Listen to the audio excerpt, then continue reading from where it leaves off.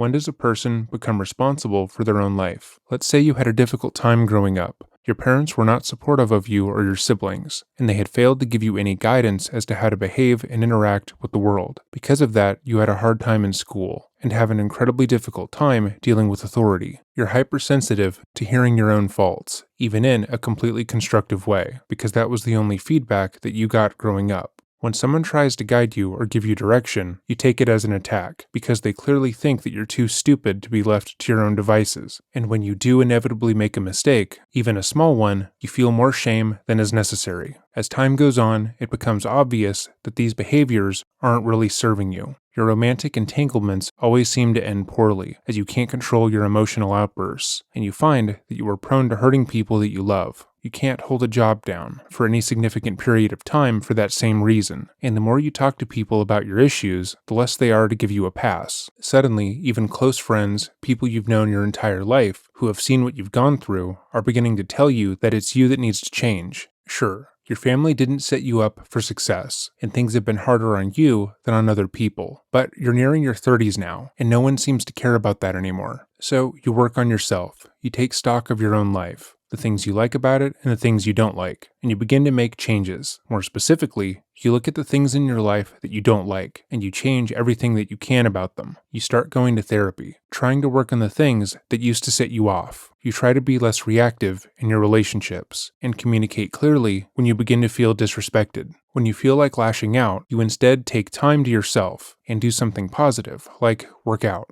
As an adult, no matter what you've been through, there comes a point in time where you become directly responsible for your own life, good and bad, where you can no longer point the finger at the way you grew up as being a get-out-of-jail-free card. There also is a limit to the kinds of things you can use that excuse for. But in today's case, the subject would seemingly never come to that conclusion, choosing to try and invalidate his own heinous actions for that very reason. Welcome back to another episode of Dreading, or if this is your first time here, welcome. Today we are going to be revisiting our To Catch a Predator series by reviewing the interrogation of Vincent Ambrosio, more commonly referred to as the Undertaker Predator. This pathetic excuse for a man has been requested for us to cover since the start of our series, and it's clear to see why. Vincent is the type of person who has an excuse for everything, and believes that his own self-loathing and negative self-esteem is enough of an excuse to get away with anything and everything. He believes that no matter what he does or who he hurts, he is ultimately not responsible, because his own life is pathetic. Even if he were to harm another person, punishing him would be a waste of time, because his life is already so bad that that's enough of a punishment, and in some ways, he was successful. As mentioned, this case, like so many others we've covered on the channel, came from a viewer like you. If there's a topic you would like to see discussed, or a story you would like more attention brought to, let us know by emailing us at dreading.official@gmail.com. Though we no longer directly respond to emails,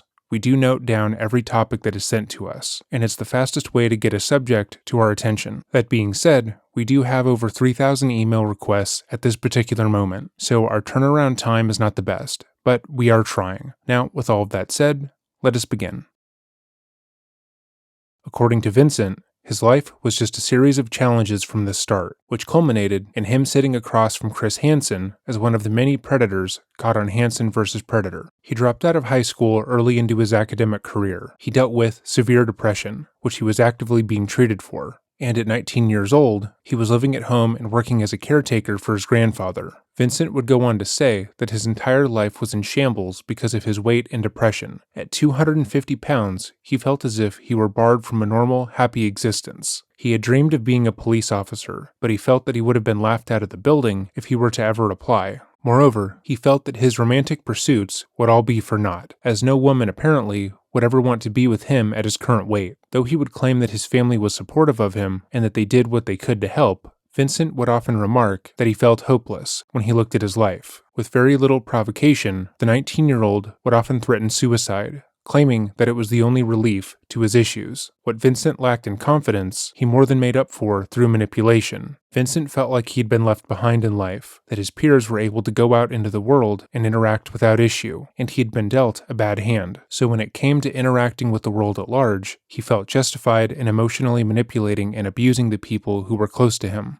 As mentioned, Vincent would threaten suicide at the drop of a hat. Everything was worth ending his life, and so the people around him were always kept on edge. Tending to his emotional needs was a full-time job, one that most people wouldn't willingly sign up for. The amount of emotional strain he would put on the people around him, even people who sincerely liked him, was not insignificant, and would only push people who actually enjoyed his personality further and further away from him. Vincent claimed that he was powerless in every aspect of his life, and was completely unable to improve any portion of it. So when he began to talk to a 12-year-old online, he felt like she was the one who held all the cards in the relationship. In his mind, sexually exploiting this child was morally okay for him to do, because he didn't like himself.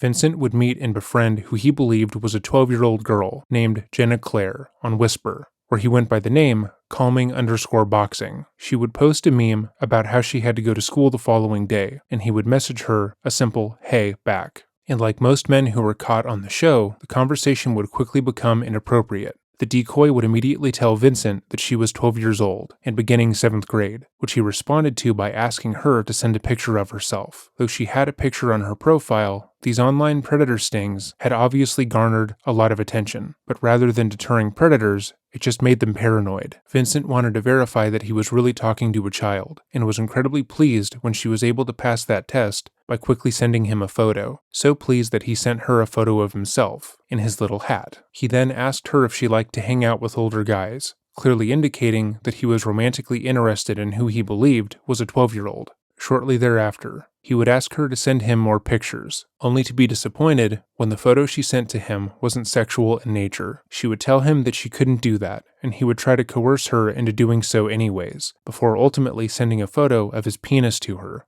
Though the chat logs are hard to find, a full reading of them was done by Joey's TCAP channel here on YouTube, and will be linked down below. He would go on to continue to badger the person he believed to be a child about sending him nudes, as well as trying to teach her over the app about how to pleasure herself. And if she ever took too long to respond to him, he would tell her that he was going to kill himself because of her. Again, this is a person who he believes to be 12 years old, and he is putting his continued existence on this planet on her shoulders. When his tactics for trying to manipulate the child into sending him sexual photos failed, Ambrosio decided to take an alternative approach. Emotionally manipulating the child hadn't worked. Begging her had also been a bust. So he sat down and came up with a plan so stupid that it's truly hard to believe. He told the decoy that he actually had a girlfriend, or a girl he was somewhat close to, who was both interested in him romantically as well as interested in Jenna Claire. This girl was named Hannah, who was 18 years old and sexually experienced, and was more than willing to help walk the 12-year-old through exploring her sexuality, but only if she wanted to do so with Vincent. Vincent put Jenna Claire into a group chat with Hannah, where the older girl talked about her own sexuality and implored her to have sex with the 19-year-old. You would be shocked to hear that Hannah doesn't actually exist, and was just a ploy for Vincent to gain the 12-year-old's trust, and to get her to agree to either send him naked photos or have sex with him. Eventually, the decoy would invite Ambrosio to the trap house, telling the 19-year-old that her parents were out of town, and that he should come over for them to have sex, and he would quickly agree to the meeting. Vincent would dress up for the occasion, donning an ill-fitting suit jacket, high-waisted blue jeans, a tucked-in, deep purple button-up shirt, and of course, his finest black cowboy hat. In his mind, this was the best outfit that he could possibly choose, and the one that he would seduce whatever child he happened upon. However, the date would not go as planned, for him or the crew of Hansen vs. Predator. Like many of the men caught by these sting operations, Vincent immediately collapsed into himself when he was confronted with what he had done. The moment Chris Hansen informed him that he was going to be featured on an episode of the hit series, Vincent began to use the same emotional manipulation he had used on the fictional minor. After taking off his cowboy hat, the 19-year-old began hysterically sobbing, claiming that he was just so lame and the world's biggest loser that he had no choice but to seek out a relationship with a child, and once again brought up ending his own life. Yeah. Where's the TV? It's in the other room. Here, you just hang out here for a sec. I'm gonna grab something. Hey Tex, how you doing? How you doing? Why don't you come over here and have a seat on the stool, please? Yeah, I kind of figured it was me. How to figure what? No. Just come right over here, please. Come. What's going on? How you doing? I'm good. How are you? I knew this was gonna happen. You knew what was going to happen. Somebody was gonna show up here. Somebody was going to show up here. It's alright. You know what? I have nothing to live for anyway. Well, what do you mean you? Life's a mess. Why is it a mess? I failed high school. I have no motivation to finish it. None of the pills about to work. What do you do for a living? I don't have a job. I'm a fuck up. He did everything in his power to make himself seem weak and pitiful, despite the fact that he traveled over 65 miles to meet a child for the express purpose of sexually abusing them. To be clear, having a difficult life does not justify hurting others, and obviously doesn't even begin to validate preying on children. However, Vincent's ultimate goal was to make Chris, the police, and anyone watching at home feel so uncomfortable that they ignore his actual actions. He's not actually genuinely upset about the state of his life. In fact, by his own determination, he is completely complacent with where he's at. But he knows that if he weeps and wallows in self-pity for long enough, eventually, most people will become so uncomfortable that they will do just about anything to get him to go away. Being depressed doesn't make you pursue children. Dropping out of high school doesn't make you attracted to children either, and so on. And his strategy partially worked. According to the To Catch a Predator wiki, the episode that he appeared in went unreleased due to his depressing behavior, but thankfully that didn't stop him from being brought to justice. The following is the police interrogation footage as made available by the Cappening Channel here on YouTube. The original upload will be linked below.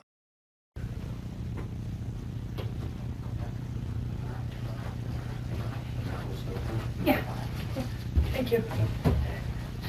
Having covered a few of these predator stings and talked about them to the men and women who actively worked on some of these cases, having the interrogator be female was likely a deliberate choice, one they likely made after reading his chat logs and identifying him as a male predator interested in women. Debasing oneself like the way Vincent had done in front of Chris Hansen was one thing, because that was the only way Vincent was going to get out of that room and not face the consequences of his actions. Chris was just the authority figure that stood in the way of him going home, and he had nothing more to gain from the man. But now he has to talk about what he did to an adult woman, and that alone can put some of these predators on edge.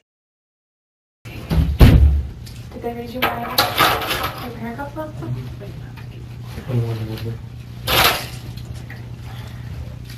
He double one. Damn. Now why'd you get in the way? That's so I can tighten and then have one of you loosen it. Oh, you're pretty smart. You're interested in police work, right?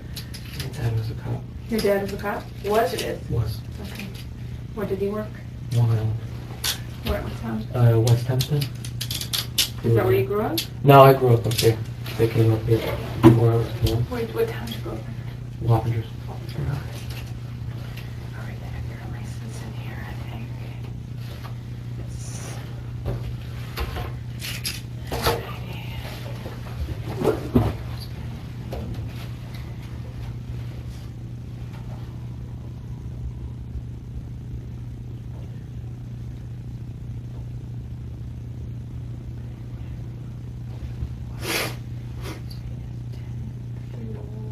Three. Right. Yesterday was Mom's birthday. Yesterday was? The only reason I know what day it is. My dad's is the 6th, so it's coming up. That's always what I don't forget either. So, 306.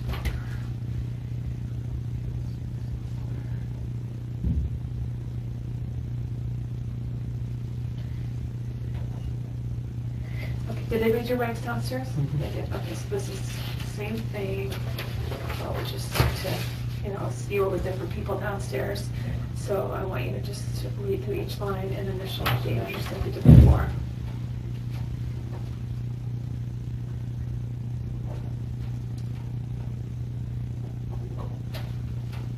I was just wondering, did anybody contact my parents? Not yet. Okay. Pausing for just a moment, but Vincent would choose not to tell his parents about his arrest, meaning that he never returned home from his big trip to see Jenna Claire. He just seemingly left one day, wearing a long black trench coat and a cowboy hat, and never returned. Obviously, his parents began to think that something terrible had happened to their son. Maybe he had been kidnapped. Maybe he had run away to be with someone. Whatever it was, They had no idea, so they began to go through Vincent's things, where they found his communication with the decoy. How much they read and were aware of what was going on is unknown, but they came across the decoy's phone number and called her, pretending to be the police. His father asked the decoy if she was computer-generated, before he could be heard talking about Vincent being on the website Whisper. The conversation was somewhat contentious, with Vincent's father being aggressive to someone who sounded like a child over the phone, but again, we don't actually know who he believed he was talking to. We won't unless you want us I to. prefer Yeah, not no, to. you're an adult. You're 19, right? Yeah. Okay.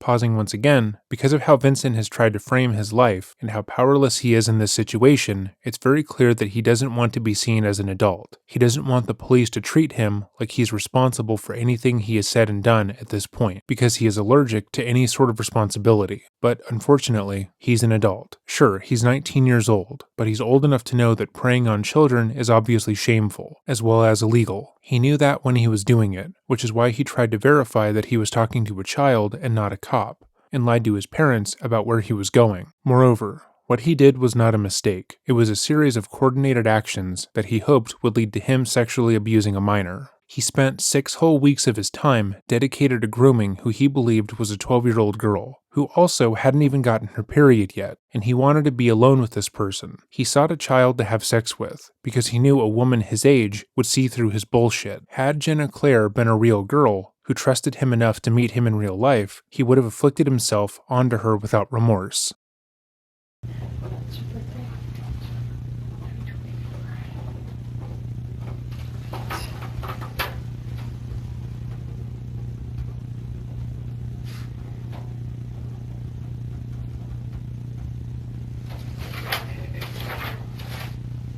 All right. Do you want to start with telling me anything before I ask any questions? You understand what you signed here, right? Yeah. Okay, and you're still willing to talk, right? Whatever, at this point. What would you like to tell me? Well, like I told the guy, just my life's a mess. Yeah. I understand you're dealing with some medical stuff and getting your medication balanced out correctly, and I know you said bipolar. Is it bipolar depression? Yeah, bipolar depression. Okay. And how long have you been dealing with that? 13, 12, 13, around that Okay. age. Again, to be clear, there is no correlation between bipolar disorder and pedophilia, or depression and pedophilia. But in the last, looks like about the last month to 6 weeks, you've been In communicating. hell, Well, we've been communicating with this young girl. What did you think her name was? Jenna, Okay. And how old did you think she was? 12, she said. Okay. Do you have siblings? Only a child. Okay. So tell me how you got into this kind of conversation, where you met her, what online Yeah, that app, Whisper. Whisper. Okay. And did you guys stay on Whisper? No, we went to Kicks. Okay. What's your username on Kick? Mine? Yeah. Vincenzo 33. Vincenzo 33, and then what was hers? Something with her name? Yeah, I think so. And did you guys stay on Kick then? Did you ever go Mhm. back to Whisper? No, Okay. When did talk turn sexual? I don't remember. As a reminder, Vincent had sent her 5 messages before asking for a photo of her, then an additional 6 before asking for an explicit image of her, and that was roughly in the first hour of conversation. It was not something that naturally came up, or something that the decoy pushed on him, but something that he demanded up front. What was your, why did you go on Whisper ever? Just to talk to people, talk about my problems. And Yeah. Is it normal to share your age? yeah, most people don't. Yeah. Truthful enough. Yeah. Have you shared your age with other Mhm. people? And just double check, like when you go on Whisper, are you talking to people you know? No, strangers. Strangers, okay. And then you're trying to get to know them. Yeah, friends, somebody to talk to. And did you tell this girl how old you are? Yeah, What did you tell her? 19. Vincent is being fairly honest so far in this interview, because again, he isn't like other predators that we've covered. Take Jeff Sokol, for example. He came into this interview delusionally confident that he could argue his way out of any charge. He felt like he genuinely hadn't done anything wrong, and was being unfairly persecuted from talking to a girl online and showing up with a pizza. He even went so far as to argue that the sting operation should have left him alone with the decoy, just to see if he did sexually abuse her before they could stop him. But Vincent isn't a confident guy. His strength isn't in confrontation or arguing. His strength is in making people so patently uncomfortable with his behavior that they get grossed out by him and want to leave. And he's going to play to that strength. The entire interview, he has been hunched over, with his head barely raised above his arms, which are crossed on the table. If you have ever worked with kids, you would no doubt be familiar with this kind of position, as it's what they usually do when they are pouting. What'd she call herself? Jenna. Jenna. Did she send you pictures too? Mm-hmm. What did they look like? Just regular selfies and stuff like that. Selfies of her face or her Face. body? Okay. And did she sent me one of her body. She did. And a bathing suit picture. She was at the beach or something. Her parents. And did she look 12? Yeah, I guess. Go around that age. Okay. And so who initiated any kind of sexual talk? I did. Okay. Tell me about that. I just, I guess I was just horny and I just talked about it.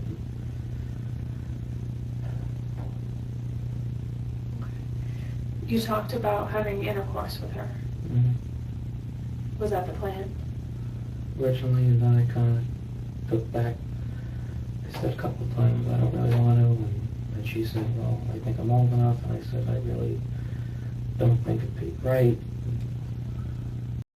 And that's a lie. Vincent never told the decoy that he didn't want to pursue sex with her, and there was never a point in their conversations where she was forcing him into a sexual dialogue. And the interrogator knows this, as she has copies of the chat logs where he tried to instruct her on how to, quote, prepare for him before he came over. But it seems that he has some modicum of shame with this interrogator. He doesn't want her to think of him as poorly as Chris Hansen does, so he attempts to reframe the situation. Sure, he was the one who started the sexual conversation, but it was the child who forced him to drive 65 miles out of his way to have sex.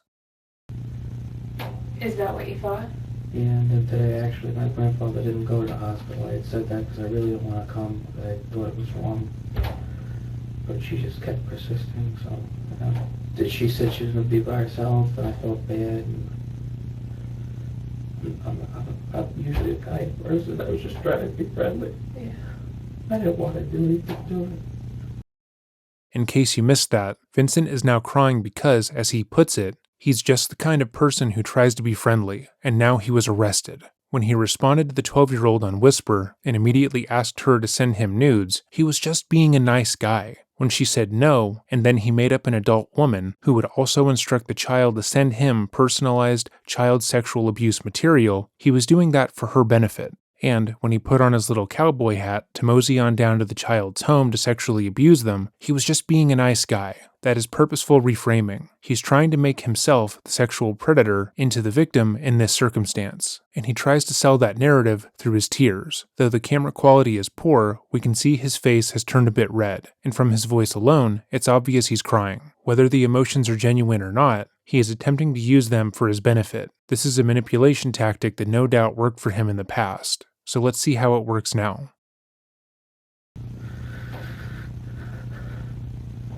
You didn't want to do anything to her, or you knew you shouldn't have done anything to her? Both.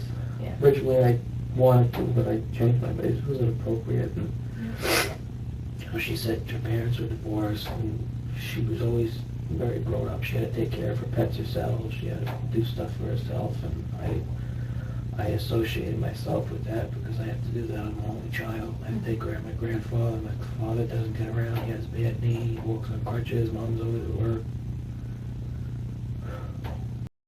Oh, you hear that, everybody? He empathized with a 12-year-old having to take care of her pets herself because, as a grown man, he too has responsibilities. It wasn't that he found an account of a young girl online and began messaging them because he wanted to prey on her and to get her to send him sexually explicit messages. It was because she's just like him and has pets. But notice how the thing they have in common is meant to make himself look even sadder to the interrogator. He's relaying how the girl he believed to be 12 was left alone to fend for herself. How she was lonely and desperate for friendship, and had to grow up quickly because of parental neglect, as a way to make him, the person preying on the child, look more innocent. He goes into detail about his home life, how he's the caretaker of his grandfather, as well as all the responsibilities that he has because his dad has bad knees, and so on. He's looking for any opportunity to farm some kind of sympathy from the interviewer. So life is tough. Yeah. Right now. Yeah. So was this just kind of like a fun distraction for you? Yeah, pretty much. I just try to get my mind off of my depression and all my faults in my life. Does sex do that for you? Get your mind off of your troubles? Just jerk off all the time if I feel stressed. Yeah. Stress reliever. I feel awkward talking to you about that. Sorry. Oh, trust me. There's nothing you're going to tell me here after 18 years of law enforcement that would shock me. Plus, I work with sex crimes. Like, that's, so, you know. So Well, you live here? mhm. So, actually, what I've seen by text is nothing compared to a lot of the stuff I've seen. So, I'm pretty comfortable talking about it, so you can feel comfortable. Okay? And I'm an adult. Have you been talking to anybody else? Yeah, I was talking to this girl. She's from Jersey. What's her name? Hannah. Hannah. Again, Hannah isn't real. He made up Hannah in order to try and get the 12-year-old to be more sexual, believing that she would feel more open to expressing herself if another woman was there, like how some kidnappers will use a woman in their abductions because they find women are more likely to talk to a stranger if there's another woman present. But there is no way to justify him inventing a second person that makes him look somewhat redeemable. He just wrote off his 6 weeks of grooming a 7th grader as him being too good-natured of a person, so now he has to pretend that Hannah is a real person, who was also a pedophile, who he was also interested in. She hasn't talked to me in a long time now. A week or two. Yeah. Supposedly she has her phone taken away. I really liked it.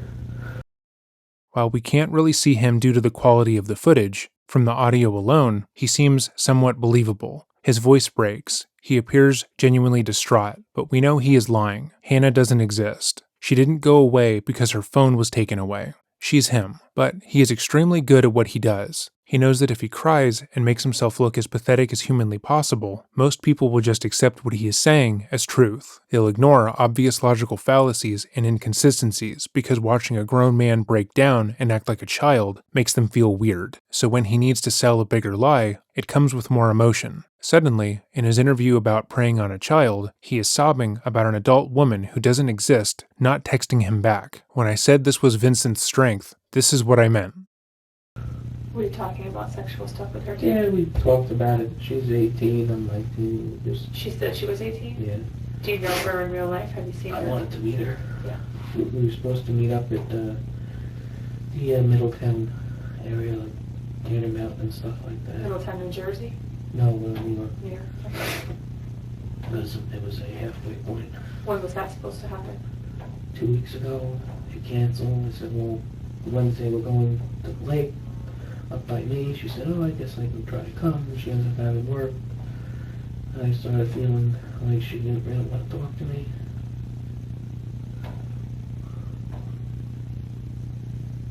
Did you ever introduce Hannah and Jenna? Yeah, I think so.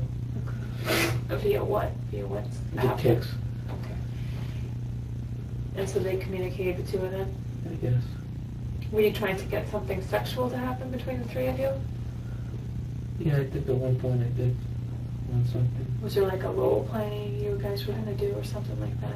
Yeah, I guess we kind of like a family kind of thing. Yeah. And so help me understand that. Like you and Hannah were going to be mom and dad? Yeah, I guess like that. And have Jenna watch or have Jenna participate or what? Probably both. What did The issue that Vincent doesn't seem to realize is that he is implicating Hannah in a crime, meaning that instead of leading the police away from his lies, he's forcing them to look more deeply into them, which obviously would lead right back to him. The thing that he is doing to save face is just going to embarrass him even worse, and it's what he deserves, because he is a predator who went out of his way to groom and sexually abuse a 12-year-old, and it's only by luck that the person he wanted to prey on was actually a part of the sting operation. Have in mind. Well, what did you tell her you wanted to do? I think I wanted to have Jenna join in, or have her and Hannah do something. Well, I don't remember. You wanted Jenna to join in with you Yeah. and Hannah having like sexual intercourse? Okay. Did you talk about like certain, there's a lot of ways to have I don't sex. think there was any certain stuff. You didn't talk specifically about like what you liked or something like that? No, I don't think so. Some of the texts I saw, you were really encouraging her to touch herself. Yeah. Is that something that you like to watch, or something you wanted her to do for you, or what? No, I don't, honestly, I don't know why I said the stuff. I just said it. Well, everyone's into different stuff sexually. Like, everyone has unique things they like to do or like to see. So it was part of the plan that you wanted her to do that for you? Like do it in front of you? No, it was more just to see if she liked it or not. I guess to see if she felt anything. So that was Vincent failing to come up with a logical reason why he is so insistent about the decoy touching herself, to the point of getting mad at them when they repeatedly said they hadn't done what he asked. At the beginning, it seems like he tries to state that he wanted them to touch themselves for their own benefit, like he was going to say that he did that out of the kindness of his heart, too. But it seems like right when he was on the precipice of saying that, he realized how stupid it would be to say, and says nothing instead. How did you normally use Whisper and Kick? Was it on your phone? Yeah, it was my iPod phone thing. Okay, creative. Just trying to keep it simple. Yeah. So, tell me about today. How did today start? What time did you guys start talking? Woke up around 8:30, I think I did. So she had messaged me last night. I guess you guys changed the time you wanted to meet. Yeah. What time did you initially want to meet? I think she said her parents were going to leave early.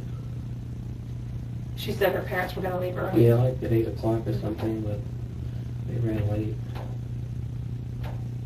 So was your plan initially to come earlier in the morning? Yeah, spend the day together.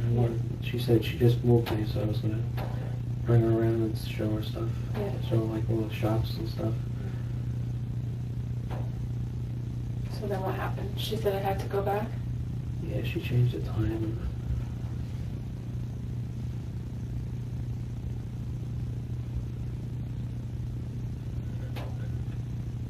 You okay?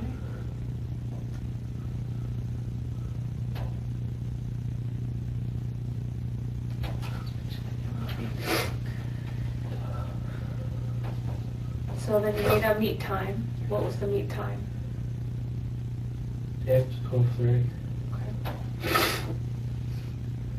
And so when did you leave your house? I left late because my parents wanted me to bring something over my uncle's house. Okay. That was around 1:30. Okay. And how did you find Fairfield? Have you been here before? No, I just used the GPS. Yeah. What did you use for a location? Just town of Fairfield? Her house. The one she gave it to me. Okay. But were you already on your way before she gave you your house? No, You had the house I from had the the beginning? house already, yeah. What was the address she gave you? Do you remember? 701 Mill Plain Road. This picture, it's covered with Yeah, a I star. know. You sent that? Yeah. Okay. Is that yours? Yeah. Okay. Unfortunately. Throughout the interview, Vincent has been able to dance around the reason he was there fairly well. There have been times where he has addressed his actions head on, usually while sobbing, but for the most part, the interviewer has allowed him to put forward his version of events, with minimal interruptions and assertions. But you can't really argue that you were just being a good guy and trying to help a child, while also acknowledging that you sent a child a photo of your erect penis. Any headway that Vincent believed he had made up until this point would be voided. So let's see what he does. Pretty big star. It's all about the angle. And you think you're not that big. You're telling her, I'm not that big. I bet I could fit inside you. Yeah, I was, as you can see, I was excited at that time. Yeah.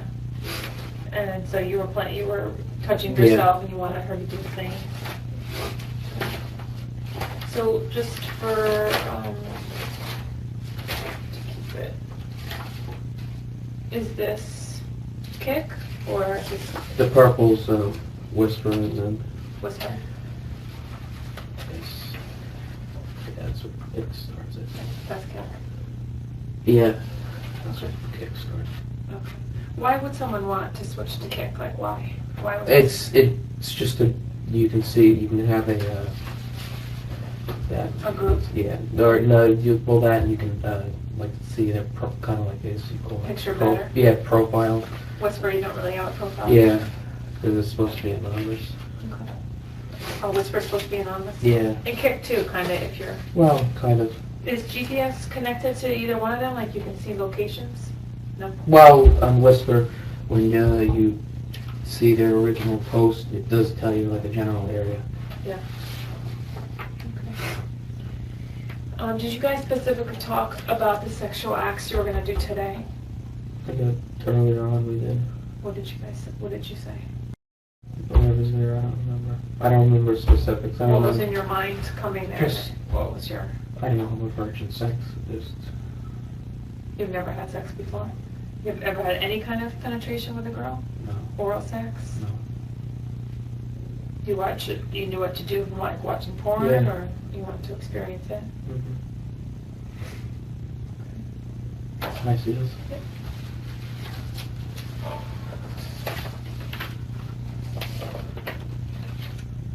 That's all you? Yeah. That's your flip phone there? Yeah, it's my phone. I'm not a big technology guy. No? I like the flip phone because I only use it to call and text people and I barely text. Yeah. I was looking for today's stuff.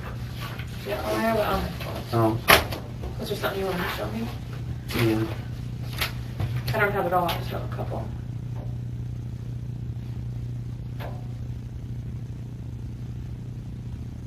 That's probably stuff the investigators are writing. Yeah, I'm just Speculating. saying that. Let's see. Starts.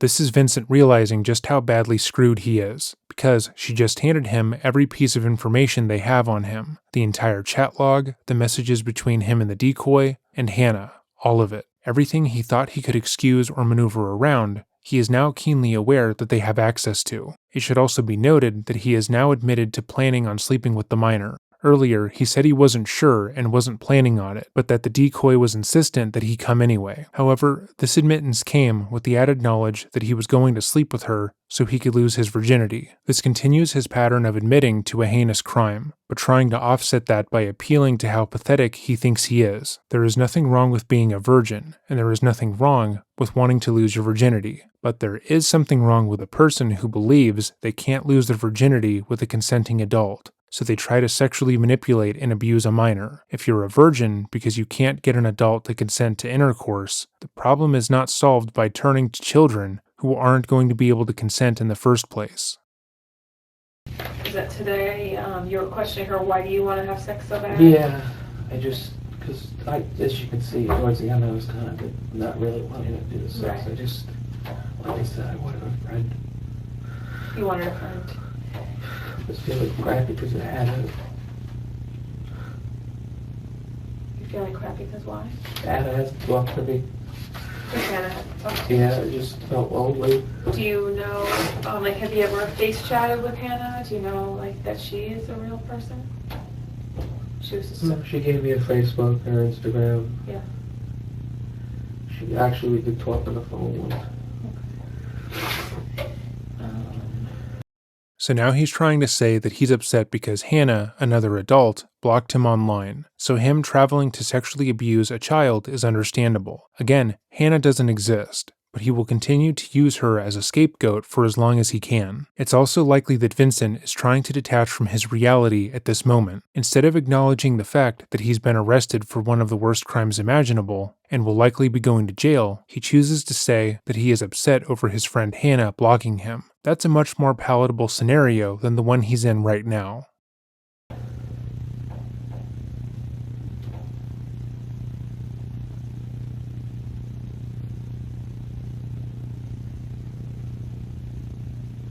You were talking to her, I think this past Friday, Helen? saying, Jenna, saying, we will probably have sex. LOL, I'm really horny. I want your young pussy so bad. Yeah. When I say it, You said, oh my God, I can't believe Yeah. that I am a perv. What's wrong with me? And what happened after that? Did she respond to you? How many? yeah, she said she didn't, but you don't want to meet me. And I think I said, that's fine, it's okay, I'll meet you. And after I said that, I kind of realized I was ridiculous. I was being inappropriate. Do you understand the damage of just saying something like that to a 12-year-old? Obviously. But Yeah, and like sending a dick picture Yeah. to a 12, like it may be the Yeah. first time they've ever seen a penis. It's like you've changed their world forever from sending that. So that's, did you know that ahead of time? I guess, yeah, in the back of my mind I did. Were you looking for a little bit of shock value there? Were you looking to kind of shock her? Or? No, I just, like I said, I was horny, and when I get horny, I don't really think straight. As you can see, kind of the text changed a little bit. I don't know if you read them all. Yeah. Like from one second I'm okay, and 1 second I'm talking about it, and I kind of just move away from it because I relieve myself. But his tone didn't change. That's a lie. From the first time Vincent began talking to Jenna Claire, he was attempting to get her to send him sexual photographs and to engage with him inappropriately. When she said no or resisted, he would weaponize his mental well-being and make her believe that if she didn't do what he said, he would hurt himself or worse, and made up an entire other woman to insist that they have sex. It's only by happenstance that she wasn't an actual 12-year-old girl. He never stopped wanting to engage with her sexually. He only got paranoid that she could be an adult, because he knew that what he was doing was wrong. Does your medication affect how horny you get? I think the Adderall does. Which means what, more Adderall, less horny? Yeah, more Adderall. I think I've been more. More horny. Yeah. And you said you're on a pretty high dose, so you're coming off No, the I high dose. screwed up. Yeah, I heard that with the 30 milligrams. You thought they were 10s. Yeah, did you see I'm shaking now? Yeah. I was shaking like that every day because I was on 180. When did you come off a 180? Today is Saturday. 2 Fridays ago. Okay. I've been having withdrawal from that. And the insurance company won't refill it because, like I said, they think 30 twice a day is too high of a dose, even though the doctor prescribed it. And they had to wait till 1st of October to say that because he already filled it for September, and because it's a controlled substance, they have to wait a month. So have you talked with other girls besides Hannah and Jenna like this? No, I didn't. Shared pictures, No, privates, not really. or anything? Have you ever met someone else that you met on a social media? Have you ever met them in real life other than today? I met a guy. You did? Yeah, I wasn't really say that, but Okay. Like I said, I everyone has. experimented with him. You did what? I experimented with him. Okay. So did you have intercourse with him? Yeah, And how old was he? 18. You know for sure? No, Where did you meet him?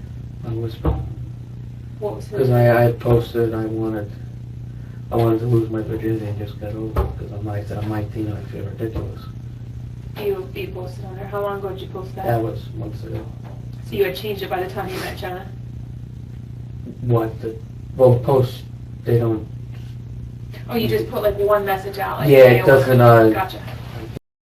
So here, Vincent states that he had met one other person through Whisper, that being an 18-year-old male who he lost his virginity to, which immediately invalidates his earlier statement about how he was going to lose his virginity. He attempted to sell the narrative that he was so tired of being a virgin because no one his age was attracted to him that he pursued a child. He wanted that to seem somewhat understandable. But now we know that's a lie. He had used Whisper in the past to procure hookups, and had lost his virginity in the months prior to what he hoped was a consenting adult male, but ultimately cannot even be sure of that fact. One page, so more towards the front.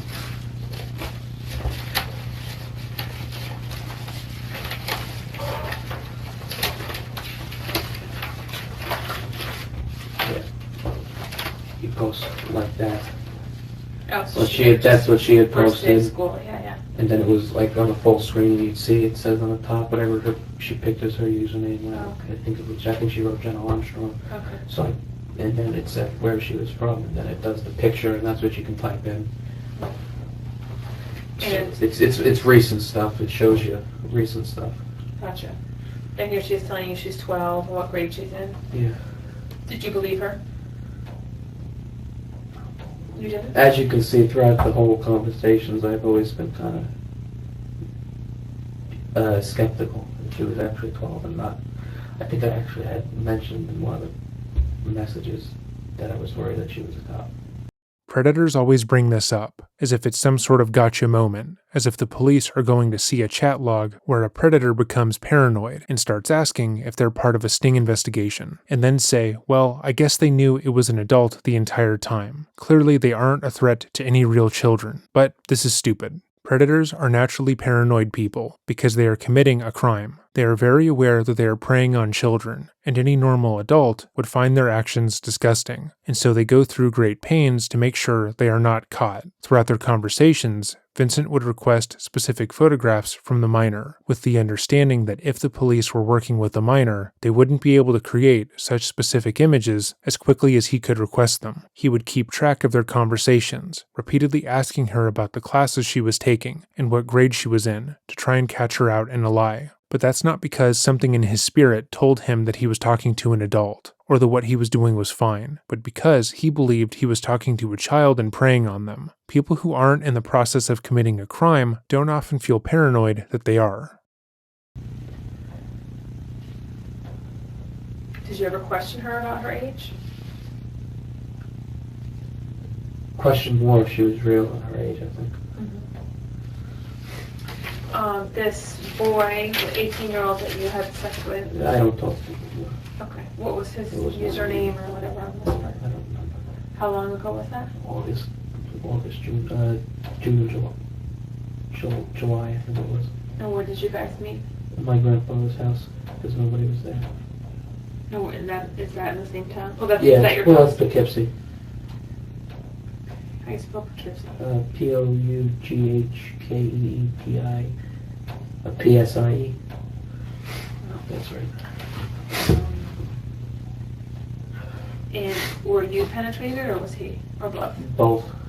So you had Mostly. sex. I guess, yeah, technically.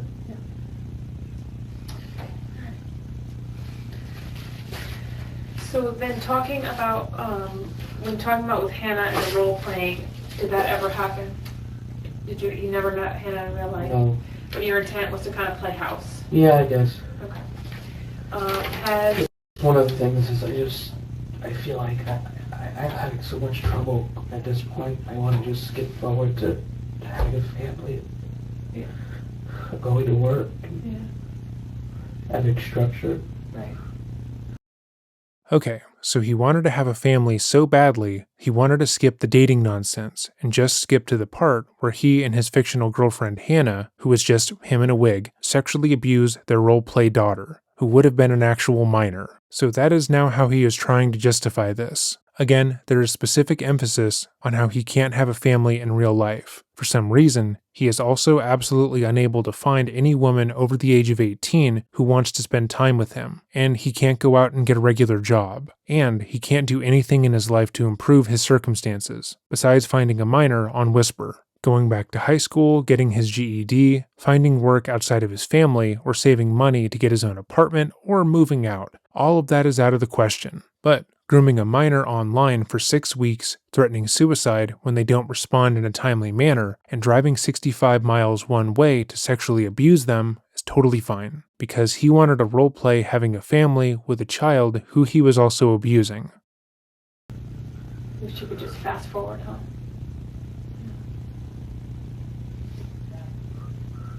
Is there anything else you want to tell me to help understand what happened today?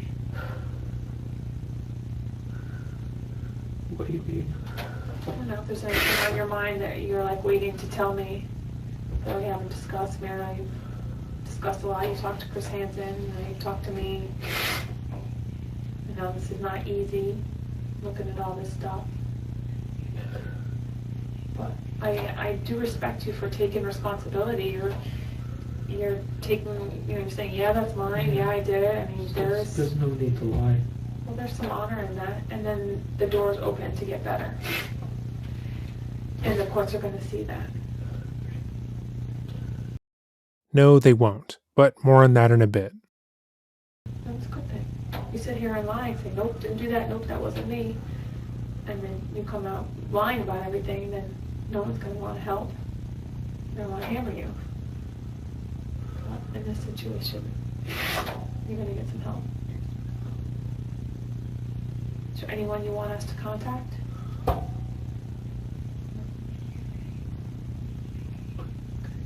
Did you make a phone call about it yet?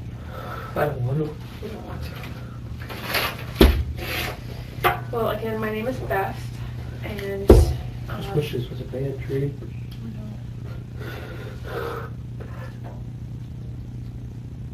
Well, I have to tell you, you are handling it really well. Unfortunately, you're going to be forced to grow as you gut it out through this whole process. It's going to suck, but you are. First time I've cried in months. Yeah, that's a good thing, right? Do you look at that as a good thing? I guess. Yeah. I'd have to hold it around it for so long. Right. So this could be the first day of major change for a positive direction. Probably not. Why? Why do you say that? I don't mean with this stuff. I mean with my life in general. Because this stuff I'm not going to do again. You're not going to do this No, again? it was stupid. Like I said, it was more just to get my mind off the stuff and somebody to talk to. Do you see how you could find other targets to just talk to? Yeah, I guess I could have. Well, the thing was with Jenna, she actually talked to me mostly on the whisper thing, because it's anonymous. Once I send my pictures, and they stop talking to me. Picture of my face. Well, you know, I just have to warn you that just talking on Whisper, if you are talking with a 12-year-old, even if they're lying about their age, you're going to get yourself arrested. I mean, we do search warrants on that kind of stuff all the time, and nothing is anonymous. And do not rest in anything being anonymous. Is there anything on your phone that we're going to find? Because we are going to do a search warrant for your phone. Yeah, there was a link in my notes with stuff with young girls. So he is admitting to owning and viewing child sex abuse materials, which is also known as child pornography. In every video we have made going over To Catch a Predator and the people caught on this show, there have been comments that parrot the same talking points as the people in the video. That being, this is entrapment. They technically didn't do anything wrong, and they were just talking online. Ugh. Now that's illegal too. But Vincent was never just talking. He had viewed material of a child being abused sexually. He was interested in that, so much so that he kept the illegal material on his phone, and he spent over a month trying to get close enough to a child to do that himself. This was a predator escalating. Any person who travels with the goal of having sex with a minor is just as bad. Also, let's just note how his demeanor has changed now that he is aware that they are going to be searching his phone and electronics. Though he is still leaning forward, he is not nearly as slumped over as he was at the beginning of the interrogation. Even though he is telling the interrogator much more damning information and confessing to a major crime, he is more physically relaxed. He isn't sobbing or touching his face. He isn't trying to offset his confession with more pathetic behavior. He's actually being honest. What kind of stuff with young girls? Videos. Okay.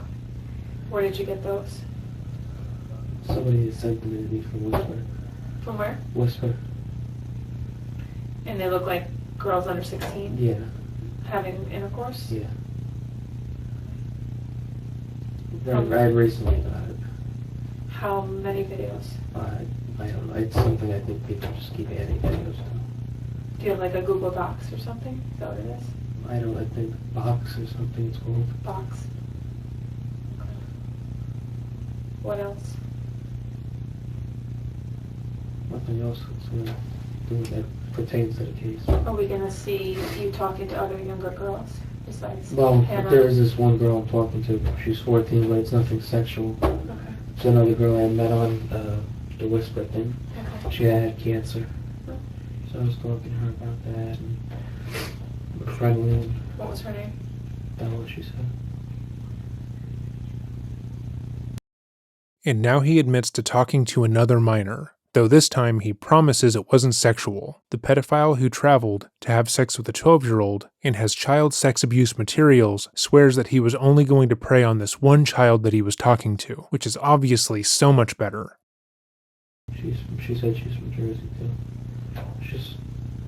We had a lot in common. You know, Mhm. both kind of down the dumps, both like longish. Mm-hmm. I was just talking to her on the kicks thing. Okay. Anything else that we would find? No, that's it. But, And the passcode for that's 1, 2, 3, 4. yeah, just the phone. The phone has nothing on it. Just Okay. text to her and Bella. All right, sir. Like I said, my name is Beth, and if you want to talk to me, if there's something else you want to talk about. With the Bella, I said I felt like I fell in love. It just, I constantly say that if you look. I just feel so lonely when somebody's so kind to me. Yeah. Okay, so now he is saying that he told the other minor that he was talking to that he felt like he fell in love with them as well, because that's just something he says to everyone because he's lonely. He promises he wasn't planning on sexually abusing the second minor, but he did also send them romantic messages, which is obviously a stupid excuse, but place yourself into one of the children's shoes he's talking to. Let's say that they are both real. I hope the other one isn't, but we can't be sure. There are two minors who are lonely and online, looking to connect. Both of them feel misunderstood by their family and friends and are seeking any kind of connection online, unaware of how dangerous that can be. They come across this guy, who tells them they are nice and funny, and even though he is sexually aggressive and older, they feel somewhat understood by him. They value his input on their life. They feel cooler talking to him, but they are unaware that his intentions with them are anything but pure. And then they find out that this is just something that he does. They are a drop in the bucket, and just something he is using to get himself off. Predators like Vincent never account for the emotional damage their preying will have on their victim, because that doesn't actually matter to them. They are disposable. I don't know if I told you, I told, maybe I said in the car, my grandfather didn't even go to the hospital today. It was just, I said it because I didn't want to come. How would that have prevented you from coming? Because it gave me an excuse not to come. Right. So you put out an excuse for you not to come, but you still. She got mad. And like I said, I felt bad because she was home alone. Her mother just left her. And I figured I could just go sit and watch movies with her or something. I really don't want to do anything to her. I didn't want to. Like I said, I was just horny. Just talking with the wrong head. Talking with the wrong head. Yeah. You wouldn't be the first. You just gotta talk with the wrong head to someone over 16. She had a heart attack. I don't know how the hell I didn't even have a heart attack when I took Adderall. Have you ever had a heart attack? No. Have you ever tried to hurt yourself? Yeah, once I had taken 20 of Dad's oxycodone. When was that? That was a year ago. About a year ago. You took 20 of your dad's oxycodons on purpose. Mhm. And then what happened? I slept for 3 days. And then they want to check on you? And they Oh yeah, I woke up and talked to Mom, and I rolled back over and went back to sleep because that's all it did to me. Okay. It just made me tired. I thought maybe it'd kill me. Did you ever talk about that with the doctor? No, I never said that to anybody. No. Well, except Mom. Mom, I usually tell everything. I didn't want to tell the doctor because I didn't want to go back to like a 4 winds thing. What was 4 winds? It's like a inpatient hospital for people that want to hurt themselves and people with medical illnesses that want help. Is that in New York? When were you there? 2014 when I was trying to graduate high school. I had stopped going to school. I was in bed all day. The sheriff came and picked me up from the house and brought me in and talked to the social worker at school. And then crisis unit came and they said, well, why don't we try going, because none of the pills were working, so I said, why don't we try going to 4 Winds? So I went to 4 Winds. I was there from April to end of May. And they said, oh, these pills, yeah, take them, they should help. Yeah, okay. The interrogation ended a while ago, but Vincent isn't done. He needs to make sure that everyone is at least partially on his side, that the interrogator gets up from her seat and remembers that she feels bad for him over the fact that he admitted to having child sex abuse material on his phone, so he details how he attempted to kill himself before, how he was sent to behavioral therapy, and the like. None of this is relevant. She didn't ask. He is saying this in the hopes that this remedies anything he has already confessed to. 5 months later, still feeling crap. I switched doctors, switched medication, and still feel like crap.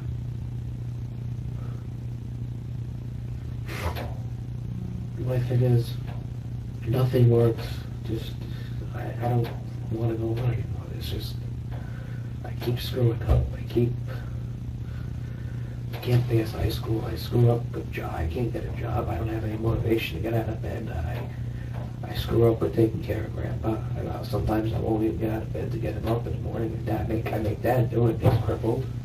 Well, listen, you are in a situation where you don't have to make any more decisions for yourself. Right. Because you're going to have people telling you what to do. But you also have to know that it gets better. And part of this, with your mental illness challenge, is your age. And things are going to level out. You got hormones going crazy on top of trying to deal with being bipolar depressant. So I just encourage you to hang in there. Well, it feels like that at 19, I get it. But just really encourage you to hang in there. But for right now, for today, you don't have to make any more decisions, okay? Have you stand up. Which way are you going to cut me, front and back? You want to be in front? Doesn't matter. Okay.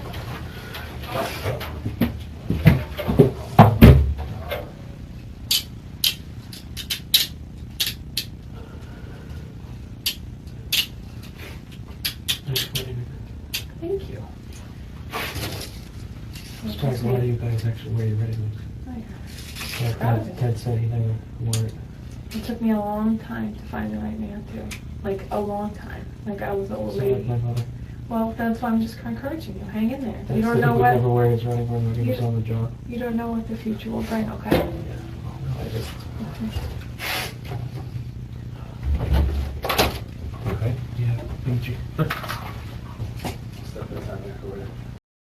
Following his arrest, Vincent was charged with 3 felonies, 1 count of criminal attempted first-degree sexual assault, 1 count of attempted risk of injury to a minor, and 1 count of enticing a minor into an obscene performance. Because of the totality of the investigation done by Hansen vs. Predator, it wouldn't be until May of 2016 that the police moved on the information he provided regarding him owning child sex abuse material. But after searching his cell phone and electronics, they found more than they were expecting. On November 14, 2016, he would be convicted of criminal attempted second-degree sexual assault, risk of injury to a minor, enticing a minor in an obscene performance, and third-degree possession of child pornography. He was sentenced to 10 years in prison, with a suspended sentence after serving just 2.5 years. Vincent is a different kind of predator than the ones we have covered before, because he uses his spinelessness as a shield of sorts. Instead of being physically imposing, intelligent, or otherwise threatening, he uses his ability to appear harmless and pathetic to evoke sympathy. You don't want to think he is malicious, because he is making himself look so sad and impotent. But it's through any sort of sympathy that he manipulates the people around him, and that is just as dangerous. If you've made it to this portion in the video, Thank you for watching. More videos are coming soon, and if there is anything you want to see on the channel, let me know by emailing me at dreading.official@gmail.com, or simply leave a comment down below. Have a great day, and remember, stay safe.